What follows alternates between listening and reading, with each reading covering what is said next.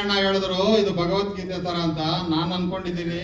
ಇದು ಭಗವದ್ಗೀತೆ ರಾಮಾಯಣದ ತರ ನಮ್ಮ ಪ್ರಪಂಚದಲ್ಲಿ ಹೆಂಗೆ ಖ್ಯಾತಿನೋ ಹಂಗೆ ಈ ಚಿತ್ರಕ್ಕೆ ಒಂದು 25 ವರ್ಷದ ಪೆನ್ಷನ್ ಮಾಡಿ ಎಲ್ಲ ಬರೋ ಸಿನಿಮಾ ಇಂಡಸ್ಟ್ರಿ ಅವರಿಗೆ ಇದನ್ನೊಂದು ರೆಕಾರ್ಡ್ ತರ ಮಾಡಿ ಇಡೀ ಉದ್ಯಮ ಸೇರಿಸಿ ನಮ್ಮ ಹೊರಗಡೆ ಇರೋರೆಲ್ಲ ಎಲ್ಲಾರನ್ನೂ ಕರೆದಿ ಚಿತ್ರರಂಗನ ಸೇರಿಸಿ ಅದ್ದೂರಿಯಾದ ಒಂದು ಫಂಕ್ಷನ್ ಮಾಡಿ ಅದನ್ನ ಒಂದು ಬುಕ್ ತರ ಮಾಡಿ ಒಂದು ಗೈಡ್ ತರ ಮಾಡಿ ಮಾಡಬೇಕು ಅಂತ ಸಮಾರಂಭಕ್ಕೆ ಒಂದು ಪ್ಲಾನ್ ಇದೆ.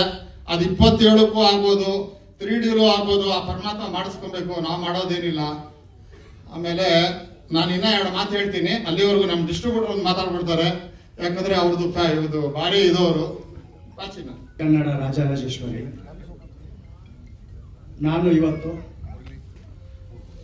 ಇಂಥ ಒಂದು ಗ್ರಂಥ ಇದು ಆಕ್ಚುಲಿ ಉಪೇಂದ್ರ ಏನು ಚಲನಚಿತ್ರ ಇದೆಯಲ್ಲ, ಎಲ್ಲ ಯುವಕರಿಗೂ ಒಂದು ಮಾರ್ಗದರ್ಶನ ಡೈಲಾಗ್ ಮುಖಾಂತರ ಹೇಳಿ ತಿದ್ದೋದಿದೆಯಲ್ಲ, ಅದು ಅಸಾಮಾನ್ಯ.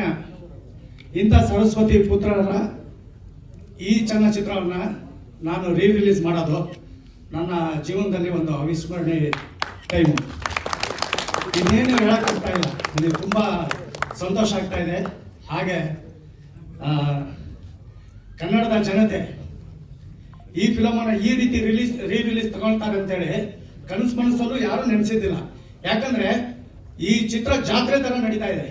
ಹೆಸರುಘಟ್ಟ ಮತ್ತೆ ಬಾಣಾವರದಲ್ಲಿ ಬ್ಲಾಕ್ ಅಲ್ಲಿ ಟಿಕೆಟ್ ಮಾಡ್ತಾ ಇದ್ದಾರೆ. ಇವತ್ತು ಮ್ಯಾಟ್ನಿ ಶೋ, ನೈಟ್ ಶೋ ಅಲ್ಲ. ಆಮೇಲೆ ನಾಳೆಯಿಂದ ರಾಜ್ಯಾದ್ಯಂತ ಉಪೇಂದ್ರ ಸರ್ ಅವರ super star real star Upendra sir ಅವರ ಬರ್ತ್ಡೇ ಪ್ರಯುಕ್ತ 50% ರಿಯಾಯಿತಿಯಲ್ಲಿ ರಾಜ್ಯಾದ್ಯಂತ ಡಿಸ್ಕೌಂಟ್ ಕೊಡ್ತಾ ಇದ್ದೀವಿ. ಥ್ಯಾಂಕ್ ಯು ಗುರುವೇ. ಪಿಕ್ಚರ್ ನೋಡೋಣ.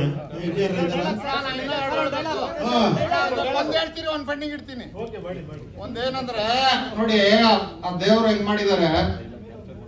ಉಪೇಂದ್ರ ಅವರು ಐ ಅಂತಿದ್ದು ಅವ್ರ ಹೆಸರು ನನ್ಗೆ ಸಿಕ್ಬಿಡ್ತು. ಶಿವರಾಜ್ ಕುಮಾರ್ ಅವರು ನಮ್ಮ ಅಣ್ಣವರು, ಅವ್ರ ಹೆಸರು ಮಿಸ್ಟರ್ ಪುಟ್ಸ್ವಾಮಿ. ಪುಟ್ಸ್ವಾಮಿ ಅವರು ಅರ್ಜಿಯಲ್ಲಿ ಹೆಸರು ಮಿಸ್ಟರ್ ಪುಟ್ಸ್ವಾಮಿ. ನಾನು ಇವತ್ತು ಯಾರೋ ಜಾಬ್ಸಿದ್ರು, ಎರಡೂ ಸಿಕ್ಕು ಶ್ರೀಕಾಂತ್. ಹಂಗೆ ಅದೊಂದು ಯೋಗ ನಮಗೆ. ಇನ್ನೊಂದು